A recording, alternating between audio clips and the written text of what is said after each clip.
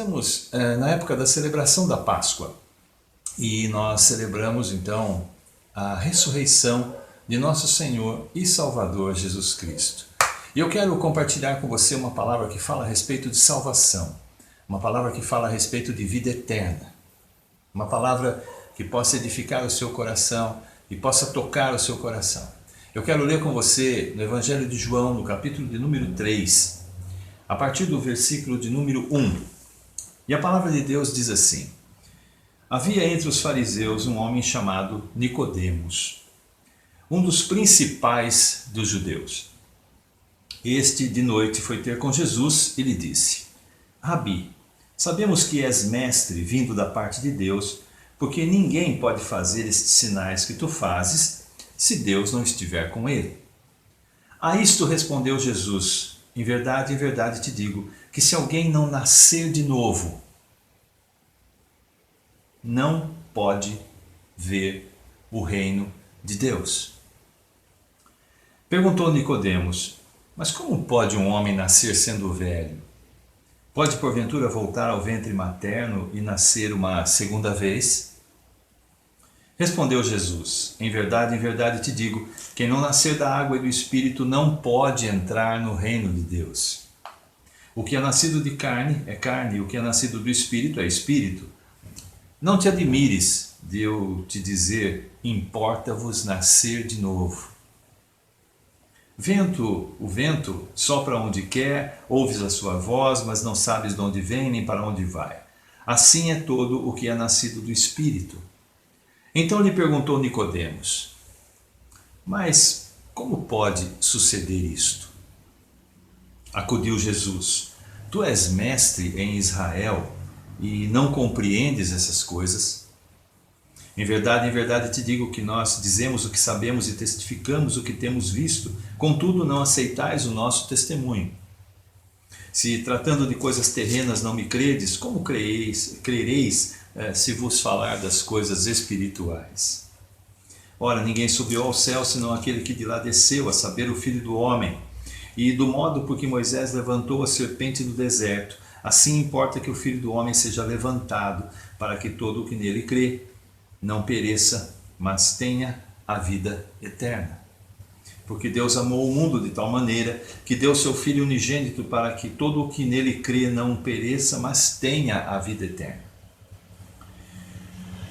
Porquanto Deus enviou seu Filho ao mundo para que todo aquele que nele crê não pereça, mas tenha a vida eterna. Quem nele crê não é julgado. O que não crê já está julgado. Portanto, não crê no nome do unigênito de Deus. E o julgamento é este, que a luz veio ao mundo, e os homens amaram mais as trevas do que a luz, porque as suas obras eram más.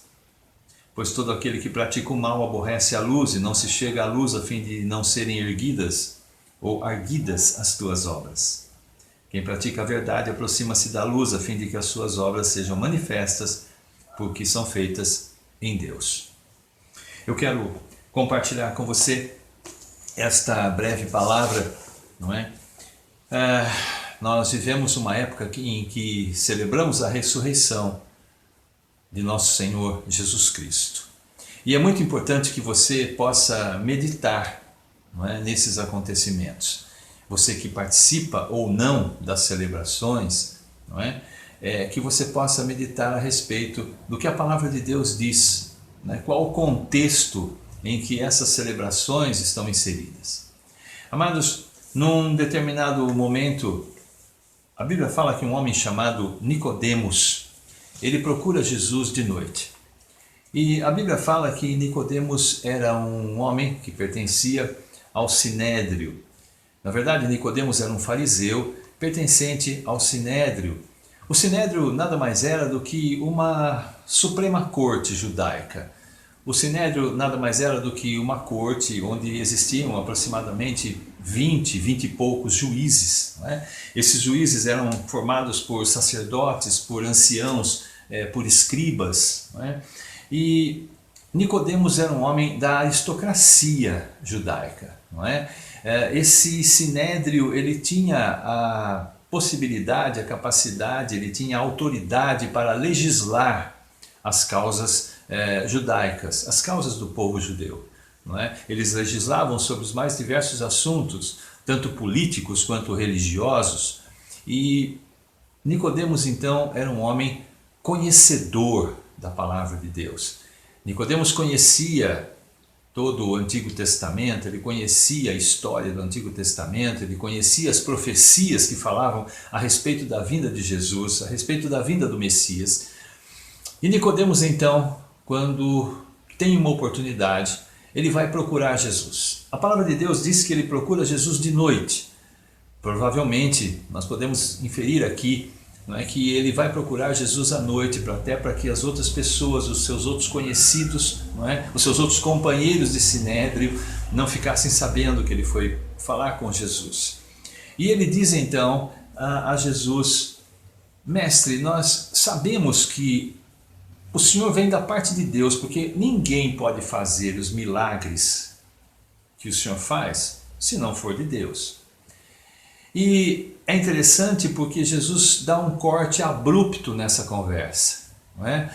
A fala de Jesus, a fala seguinte de Jesus, ela é uma fala que aparentemente não tem nada a ver com a colocação de Nicodemos, né? É como se Jesus conscientemente ele tivesse feito uma quebra, e ele realmente fez uma quebra em toda essa conversa aí, e Jesus parte para objetivamente dizer a Nicodemos, não é, algo muito importante que eu quero compartilhar com você.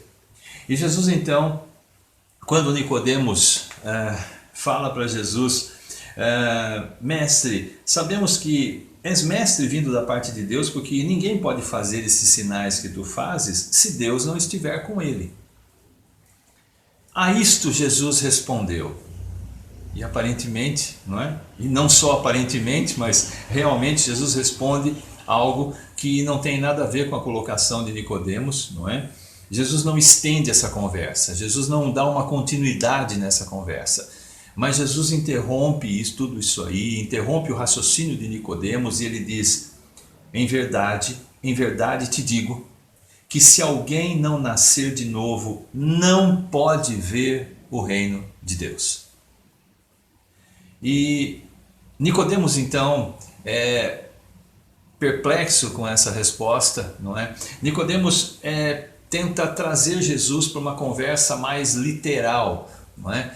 Talvez trazer Jesus para uma conversa não tão subjetiva, porque ele precisava de um esclarecimento e ele não estava entendendo essa conversa, não é?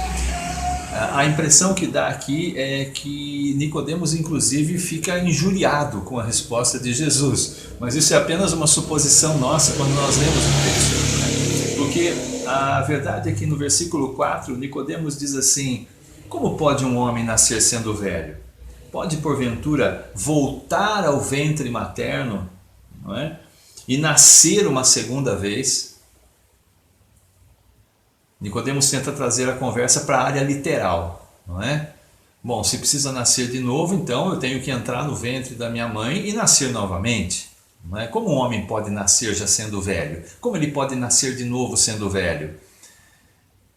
E Jesus então responde: em verdade te digo, quem não nascer da água e do Espírito não pode entrar no reino dos céus. O que é nascido da carne é carne. Isso é óbvio para todos nós, não é? Eu sou nascido de carne, você é nascido da carne. Tivemos um pai e uma mãe, não é, que nos conceberam, nascemos da carne. Mas Jesus diz então: o que é nascido da carne é carne, mas o que é nascido do Espírito é Espírito. E no verso 7 Jesus então, né, dá uma sentença, não é, à conversa. Ele diz assim: não te admires de eu te dizer, importa-vos nascer de novo. O vento sopra onde quer, ouves a sua voz, mas não sabes de onde vem nem para onde vai. Assim é todo o que é nascido do Espírito. E Nicodemos agora então pergunta a Jesus: mas então, como pode suceder isso? De que jeito isso acontece? E Jesus então responde a Nicodemos: Tu és mestre em Israel e você não compreende essas coisas? Amados, quero deixar essa palavra para o teu coração. Nicodemos era um homem conhecedor da lei. Nicodemos fazia parte de uma aristocracia, não é, judaica. Nicodemos fazia parte do sinédrio, não é?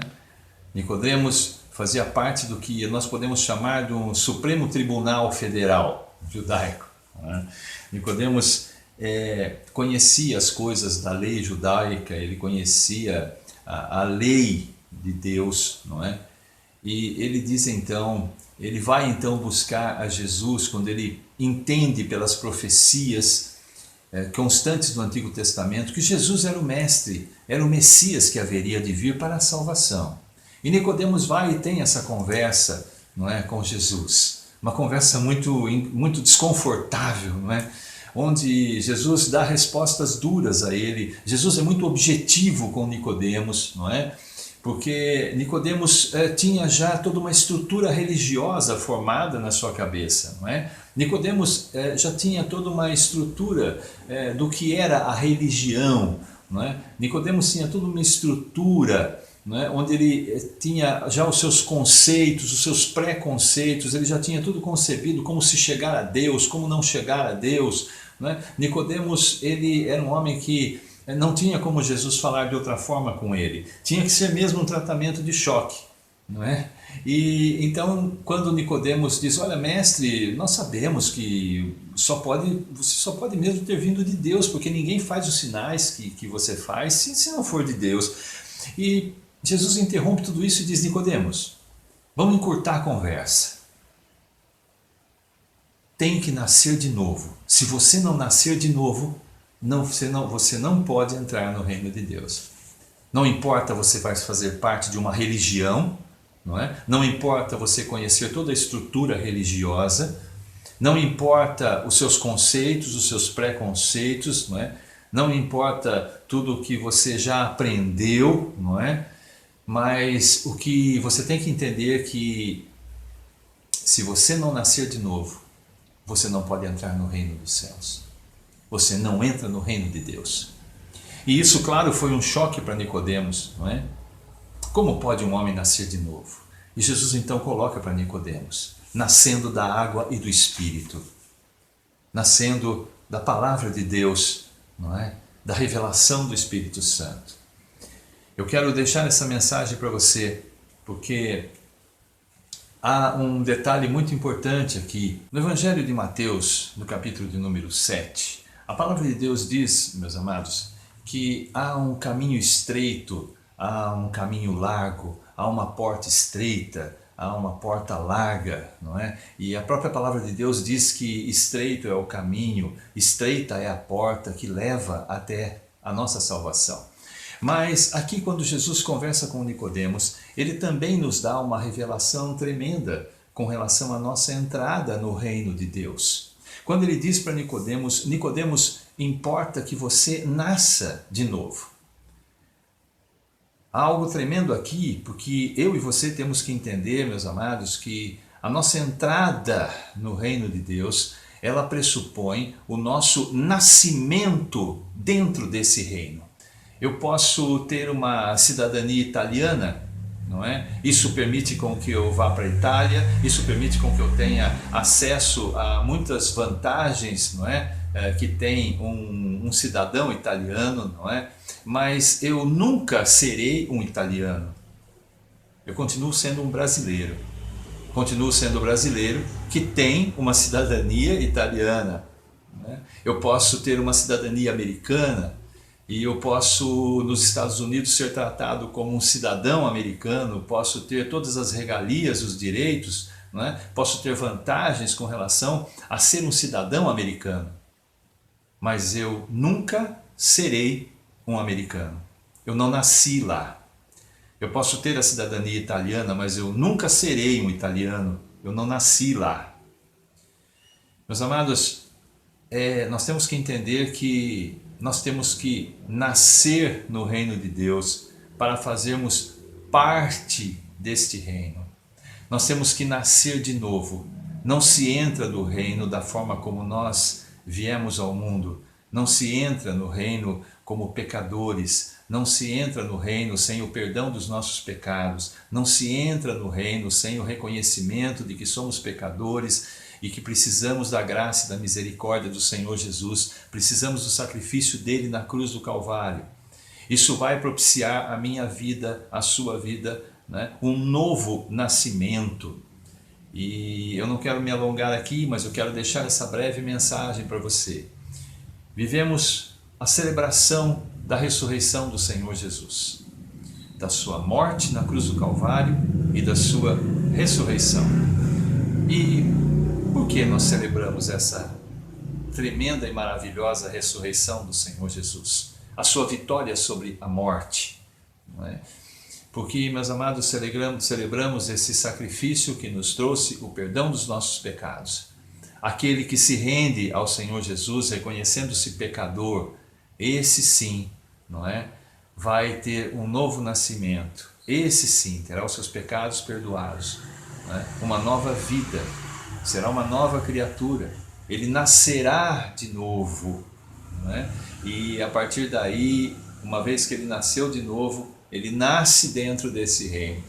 Por isso Jesus disse para Nicodemos: Nicodemos, olha, você pode ser religioso, você pode conhecer toda a Torá, você pode conhecer as leis de Deus, você pode saber tudo a respeito de como funciona, não é, o templo, você pode saber tudo a respeito das liturgias, você pode saber tudo a respeito dos sacrifícios, você pode ter toda a sua religião estruturada, mas não é isso que vai fazer você entrar no reino dos céus.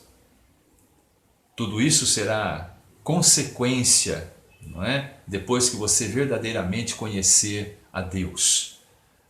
Não adianta saber que Deus existe, não é?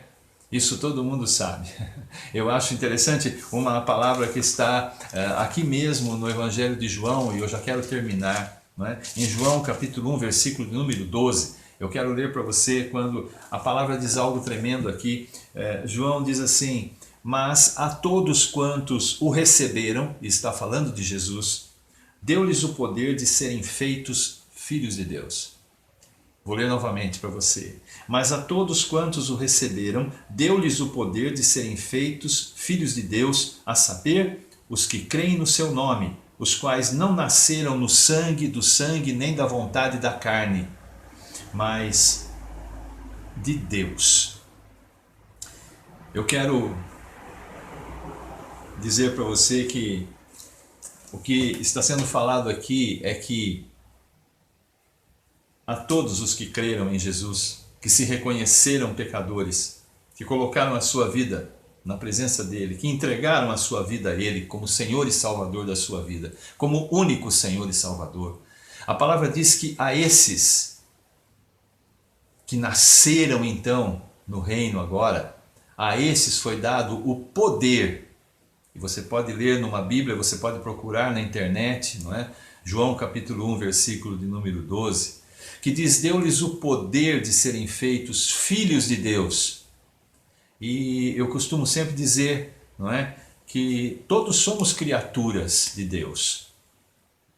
O homem, os animais, as plantas, não é? A gente vê o cachorrinho, a gente vê o gato, a gente vê a flor, não é? Tudo isso é criação de Deus e todos nós somos criaturas de Deus. Mas grave bem isso e medite nisso que eu vou dizer para você. Filhos de Deus não são todos. O que eu estou querendo dizer para você, meus amados, é que criaturas todos somos, mas filhos só aqueles que aceitam esse sacrifício de Jesus na cruz do Calvário. Estamos celebrando a Páscoa, estamos celebrando a morte do Senhor Jesus, estamos celebrando a sua ressurreição. E isso, na verdade, a celebração em si só tem sentido se eu realmente entendo que essa ressurreição que eu estou celebrando, ela tem tudo a ver com a minha entrada ou não no reino dos céus. Ela tem tudo a ver com o meu destino eterno, com a minha eternidade na presença de Deus, ou longe da presença de Deus. Eu quero fazer uma oração com você. Senhor nosso Deus, Pai, eu quero te agradecer, ó Pai, por cada vida que está nesse momento comigo. Quero te agradecer por cada vida, Senhor, que está ouvindo esta palavra. Quero te agradecer, Senhor, por cada vida e quero te pedir que o Senhor esteja tocando cada coração. Senhor, que as escamas possam cair. Senhor, que o Senhor possa abrir os ouvidos espirituais, que o Senhor possa abrir, Senhor meu Deus, os olhos espirituais. Pai, que cada um possa ver a realidade do Teu Evangelho, a realidade das boas novas, a realidade, Senhor, da vida eterna na Tua presença, a realidade e a necessidade de nos reconhecermos pecadores e entregarmos a nossa vida no Teu altar. Pai, eu te agradeço pela vida de cada um, que o Senhor possa tocar o coração de cada um e possa, Senhor, resplandecer a luz do Teu Evangelho. Pai bendito e poderoso, é o que eu te peço e o que eu já te agradeço em nome do Senhor Jesus. Que o Senhor te abençoe e te guarde, que o Senhor faça resplandecer o seu rosto sobre ti e tenha misericórdia de ti, que o Senhor sobre ti levante o seu rosto e te dê a paz. Deus te abençoe, Deus abençoe a todos em nome do Senhor Jesus.